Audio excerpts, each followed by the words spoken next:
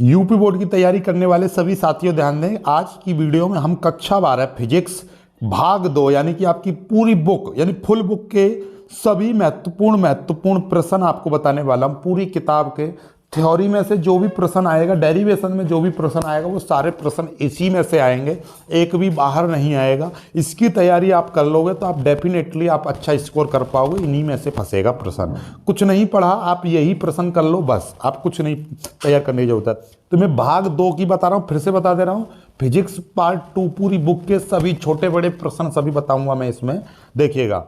जैसे कि पहला जो दूसरी किताब में 9वां चैप्टर है, 9वें चैप्टर से स्टार्ट है। तो 9वां चैप्टर में क्या है, छोटे छोटे प्रश्न, जैसे क्रांतिक कोण किसे कहते हैं, वर्ण विक्षेपण किसे कहते हैं, निम्नलिखित की परिभाषा। परिभाषा का मतलब इनकी परिभाषा याद कर लेनी है।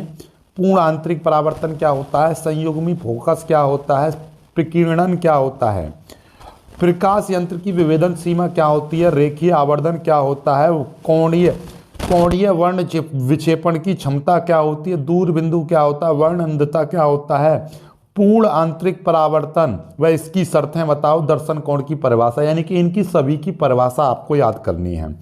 आगे देखिए, अगला प्रश्न है कि प्रकाश का विकिरण क्या है, रेले और विकिरण का प्रतिबंध लिखिए, रेले विकिरण से रमन प्रभाव द्वारा क्या भिन्नता प्रदर्शित की गई, ये आपको बतानी है। आगे अब आ जाते हैं लॉन्ग प्रश्न जो आपके डेरिवेशन बनेंगे 9वें चैप्टर से। 9वें चैप्टर से कौन कौन से डेरिवेशन आएंगे वो इंपॉर्टेंट हैं, देख लीजिएगा। पहला है गोलीय पृष्ठ, यानी कि अवतल और उत्तल पर अलग अलग करने हैं।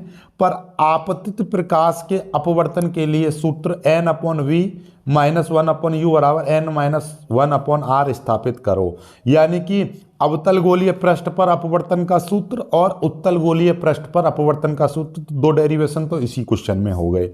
फिर आपका आ जाता है प्रकाश की एक किरण n अपवर्तनांक के किसी पारदर्शी माध्यम में ध्रुवण कोण IP पर आपतित है, n तथा IP में संबंध स्थापित कीजिए। सिद्ध कीजिए कि आपतित किरण आपतित और परावर्तित ध्रुवित प्रकाश किरणें परस्पर लंबवत होती हैं, ये आपको सिद्ध करना है। हालांकि प्रकाश का ध्रुवण वगैरह अब नहीं आ रहा है आपके पेपर में, तो इस क्वेश्चन को आप तैयार ना करो तो भी कोई दिक्कत नहीं है, क्योंकि सिलेबस में है लेकिन अब आएगा नहीं, ठीक है। क्योंकि एक बार हटा दिया था, फिर जोड़ दिया था, फिर हटा दिया था, तो इसलिए इस प्रश्न को छोड़ देना। आगे देखिएगा, तीसरा है परस्पर संपर्क में रखे दो पतले लेंसों की संयुक्त फोकस दूरी के लिए सूत्र आपको स्थापित करना है, यानी कि उसका व्यंजक निकालना है। आगे है कि भैया किसी लेंस के अपवर्तन के लिए न्यूटन के सूत्र x डैश f डैश स्थापित करना है, न्यूटन का सूत्र आपको निकालना है। अगला ये वाला तो जरूर कर लीजिएगा, प्रिज्म के पदार्थ के अपवर्तनांक का सूत्र की स्थापना करनी है, डेल्टा m बराबर n-1 × a, ठीक है। आगे संयुक्त दूरदर्शी और खगोलीय दूरदर्शी का सचित्र वर्णन कर लेना है। परावर्ती दूरदर्शी का नामांकित किरण आरेख खींचकर वर्णन करो। किसी पतले लेंस के लिए अपवर्तन का सूत्र स्थापित कीजिएगा। और आगे ये देखिएगा, ये है गोलीय अवतल पृष्ठ के द्वारा अपवर्तन का सूत्र लिखो और इसकी सहायता से पतले लेंस के लिए 1/f बराबर n-1 1/r1 - 1/r2 निगमन करो, ठीक है। तो ये पहले 9वें चैप्टर से यही डेरिवेशन है और इन्हीं में से आएगा, एक भी बाहर नहीं जाएगा। आगे अगला चैप्टर आ जाता है, इसमें आपको ये परिभाषाएं याद कर लेनी है। प्रकाश का ध्रुवण तरंगाग्र किसे कहते हैं, ध्रुवण कोण किसे कहते हैं, कला संबद्ध स्रोत किसे कहते हैं, बूस्टर का नियम किसे कहते हैं।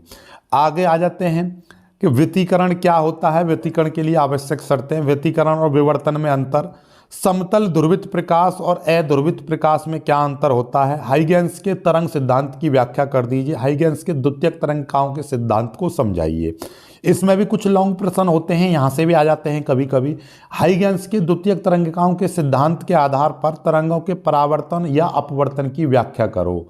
परावर्तन और अपवर्तन की व्याख्या कैसे की जाएगी, वो दो तरंगों के व्यतिकरण से उत्पन्न परिणामी तीव्रता का व्यंजक आपसे पूछ लेगा। या आपसे इस वाले चैप्टर में बहुत ही इंपॉर्टेंट और भयानक आता है क्वेश्चन, और जो न्यूमेरिकल तो आता ही आता है इस पर, यंग के द्विक रेखा छिद्रों या दो सिलटों या द्विक सिलटों के प्रयोग में किसी दीप्त फ्रिंज की केंद्रीय फ्रिंज से दूरी के लिए व्यंजक, इसकी सहायता से फ्रिंज की चौड़ाई का व्यंजक भी स्थापित करना है। किस तरीके से निकाली जाती है, यानी कि यंग के प्रयोग से फ्रिंज की चौड़ाई के लिए सूत्र का व्यंजक, ये इंपॉर्टेंट है, या तो इस पर न्यूमेरिकल आएगा या आपका ये डेरिवेशन आएगा। आगे ब्रूस्टर का नियम लिखिए, सिद्ध कीजिए कि ध्रुवण कोण पर, आप इस प्रश्न को छोड़ दीजिएगा, इसको करने की कोई ज़रूरत है नहीं, ठीक है। आगे आ जाते हैं, आपका अगला जो चैप्टर है उसके आ जाते हैं। अगला जो चैप्टर रहता है ये आपका किसी पृष्ठ के लिए कार्यफलन की परिभाषा, दहली आवृत्ति और दहली तरंगदैर्ध्य की परिभाषा, द्वैत प्रकाश की द्वैत प्रकृति से क्या संबंध है, वो फोटोन की ऊर्जा और संवेग में क्या संबंध है, ये चीज़ आप याद कर लीजिए। छोटे छोटे प्रश्न हैं इसमें। लॉन्ग प्रश्न आपके बनते हैं, प्रकाश वैद्युत उत्सर्जन, यानी कि आपका प्रकाश वैद्युत उत्सर्जन क्या है और इसके नियमों का उल्लेख कीजिए। आइंस्टीन की प्रकाश वैद्युत समीकरण स्थापित करो और इसके आधार पर प्रकाश वैद्युत उत्सर्जन के नियम लिखिए। फिर आगे है द्रव्य तरंगें क्या हैं, डी ब्रोगली तरंगदैर्ध्य के लिए सूत्र स्थापित कीजिए। फिर अगला इसमें बनता है लॉन्ग प्रश्न, सिद्ध कीजिए कि वी वोल्ट द्वारा त्वरित किए गए किसी इलेक्ट्रॉन से संबद्ध डी ब्रोगली तरंगदैर्ध्य इतनी होती है, ये आपको सिद्ध करनी है, ठीक है। अगला प्रश्न, अगला चैप्टर में आ जाते हैं कुछ छोटे छोटे प्रश्न। अगला चैप्टर आ जाता है आपका रदरफोर्ड के परमाणु मॉडल की व्याख्या करो और इसकी कमियों का उल्लेख करो। रदरफोर्ड के अल्फा कण विकिरण का विक्षेप कर, यानी अल्फा कण विकिरण प्रयोग के बारे में संक्षिप्त वर्णन, इससे क्या निष्कर्ष निकले। बोर ने अपने परमाणु मॉडल में रदरफोर्ड की कमियों को किस प्रकार दूर किया, विस्तार से लिखिए।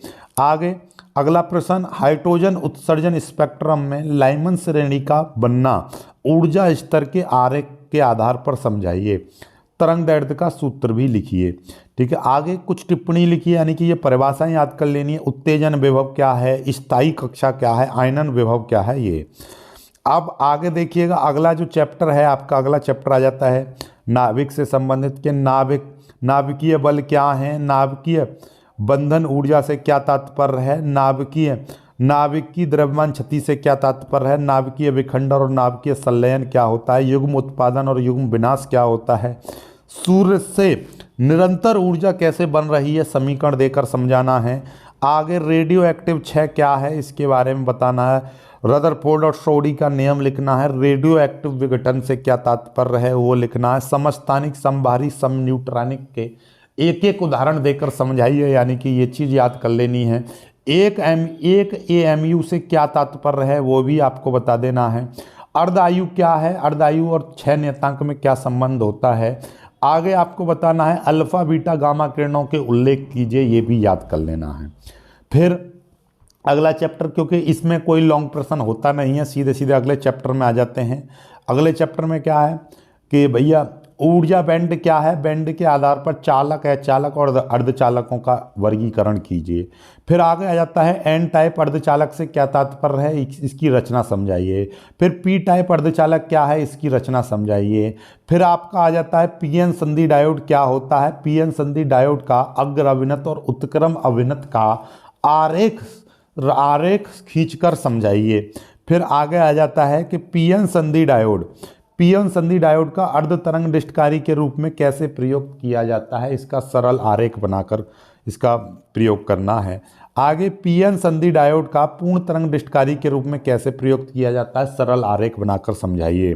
फिर आगे एलईडी क्या होती है, एलईडी का एक परिपथ बनाकर इसकी पूरी क्रियाविधि समझाइए। प्रचलित लैंपों की तुलना में ये क्यों, इसके क्या लाभ हैं, एलईडी के बताने हैं। अब एनपीएन और पीएनपी ट्रांजिस्टर की रचना और क्रियाविधि याद कर लीजिएगा, ठीक है। तो कुल मिलाकर आपका और gate, and gate, not gate वगैरह वगैरह कर लीजिए। वैसे ये अब की बार नहीं आएंगे, लेकिन आप कर लीजिएगा क्योंकि 1 मिनट की बात है, क्योंकि कभी कभी आ जाती हैं चीज़ें। आगे जेनरल डायोड क्या होता है, इसके बारे में। डोपिंग किसे कहते हैं, विभव प्राचीर किसे कहते हैं। तो ये आपका टोटल मिला के, यानी पूरी बुक, यानी कि फुल बुक से मैंने आपको पूरी किताब, यानी कि आप ये समझ लीजिएगा फुल बुक के सभी महत्वपूर्ण प्रश्न मैंने आपको यहाँ पर बता दिए हैं। इसका लिंक मैं डिस्क्रिप्शन में डाल दूंगा। जब आपका ये वीडियो 1000 व्यू से पार चली जाएगी, 1K इस पर आ जाएंगे, तब मैं इसका लिंक PDF में डाल दूंगा। तो इस वीडियो को ज़्यादा से ज़्यादा शेयर कीजिएगा, लाइक कीजिएगा, और जिन्होंने अभी तक कुछ नहीं पढ़ा बस वो इतना पढ़ लीजिएगा, आप डेफिनेटली पास हो जाओगे, गारंटी से अच्छे नंबर लेकर आओगे दूसरे पार्ट में।